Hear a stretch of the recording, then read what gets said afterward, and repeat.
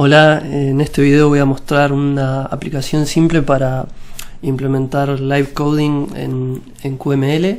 La idea básicamente detrás de live coding es poder hacer una modificación en un archivo QML y ver los cambios reflejados en la aplicación sin la necesidad de recompilar el código C++, por ejemplo, de recompilar el código. Por ejemplo, acá tengo una aplicación muy simple corriendo y como pueden ver, si hago una modificación y guardo los cambios, puedo ver esas modificaciones reflejadas en la aplicación directamente sin la necesidad de recompilar.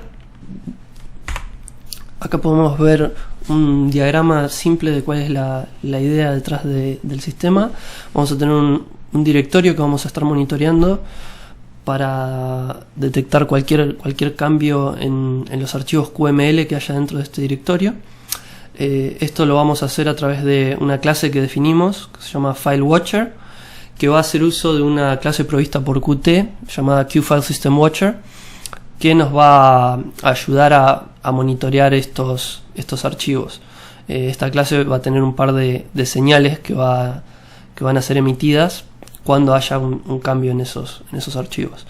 Cuando detectamos un cambio, vamos a ejecutar un callback, una función que lo que va a hacer básicamente es resetear el archivo principal QML que tenemos en la vista, y eso nos va a permitir ver los cambios. Si vemos el código, entonces en la función principal vamos a tener una QQuickView, que va a ser nuestra ventana principal, un directorio que es el directorio que va a contener nuestros archivos QML que queremos monitorear, y el nombre de cuál es el punto de entrada del archivo principal QML que vamos a cargar en la vista. Vamos a hacer uso de esta clase que mencioné antes, FileWatcher, que va a recibir una función en su constructor que está implementada con una función lambda en este caso, que lo que va a hacer es básicamente recargar el código QML en la vista, y eso nos va a permitir ver los cambios. Entonces esta va a ser la función de callback que va a ser ejecutada cuando detectemos un cambio en los archivos monitoreados. Por último, tenemos que decirle al FileWatcher cuál es el directorio que queremos monitorear, que lo vamos a hacer a través de esta función setDirectory. Y si vemos, por ejemplo, el código de FileWatcher, vamos a ver que utiliza un FileSystemWatcher internamente, un QFileSystemWatcher, y va a tener un callback, que es una función que recibe en su constructor. Vamos a tener acá la función setDirectory para especificar el directorio a monitorear, y vamos a tener un par de slots que definimos que van a estar conectados directamente a un par de señales emitidas por el QFileSystemWatcher. Esas señales tienen exactamente el mismo nombre, Directory Changed y File Changed, y nos van a indicar respectivamente si hay un cambio ya sea en el directorio o en cualquiera de los archivos contenidos en el directorio. Además vamos a tener un QTimer que vamos a utilizar simplemente para el caso en el cual recibimos, por ejemplo, en un periodo muy corto de tiempo, muchas señales de que hubo un cambio. Si tenemos cambios, por ejemplo, simultáneos, no queremos invocar el callback en ese caso muchas veces en una fracción de segundo, porque no tiene ningún sentido. Entonces, para evitar ese procesamiento extra, simplemente utilizamos el timer y a través del timer ejecutamos el callback. Entonces, como pueden ver, bueno, en el constructor el timer va a estar configurado con un intervalo de 100 milisegundos, con lo cual si detectamos muchos cambios en un periodo más corto que ese de tiempo, solamente vamos a ejecutar el callback una vez. Acá también podemos ver que utilizamos la función connect para conectar las señales de FileSystemWatcher a los slots de nuestra clase.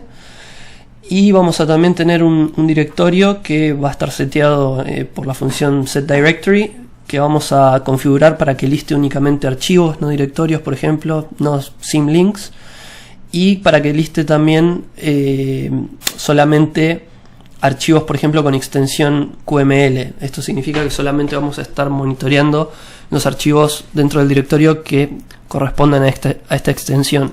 También esto podría ser modificado, por ejemplo, para monitorear otro tipo de archivos, por ejemplo imágenes, si queremos, por ejemplo, monitorear también cambios en imágenes y ver esos cambios en la aplicación, lo podemos hacer tranquilamente.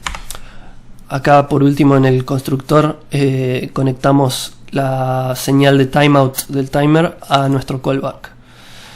Entonces podemos ver, bueno, simplemente en los slots directory changed y file changed, bueno, si hay un cambio en un directorio vamos a querer actualizar los paths de los archivos contenidos en esos directorios para que el QFileSystemWatcher internamente empiece a traquear esos archivos. Eso lo vamos a hacer con esta función privada addPaths.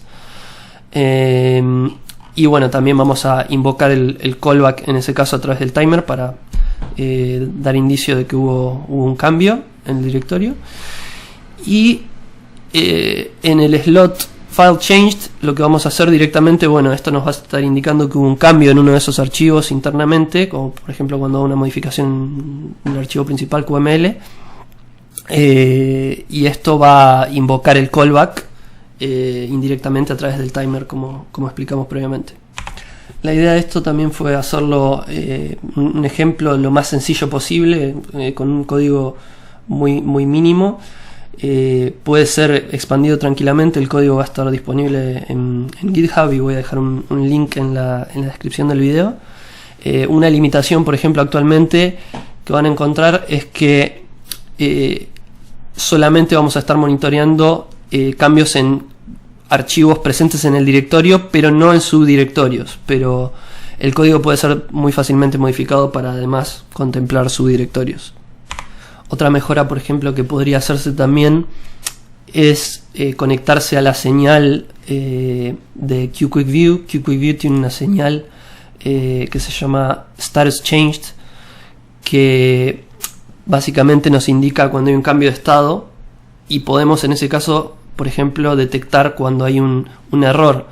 ¿Qué quiere decir esto? Si, por ejemplo, yo estoy modificando con live coding mi archivo QML y cometo, por ejemplo, un error de sintaxis, puedo detectar el error con esta señal Status Changed, y puedo incluso ver cuáles fueron los errores de sintaxis, y podría, por ejemplo, en ese caso mostrarlos en pantalla, en la consola, o hacer algo más elaborado como cargar, por ejemplo, en la interfaz, en la vista, podría cargar un archivo QML alternativo que me muestre en la misma interfaz gráfica de la aplicación, podría mostrarme cuáles fueron los errores de sintaxis que yo tuve.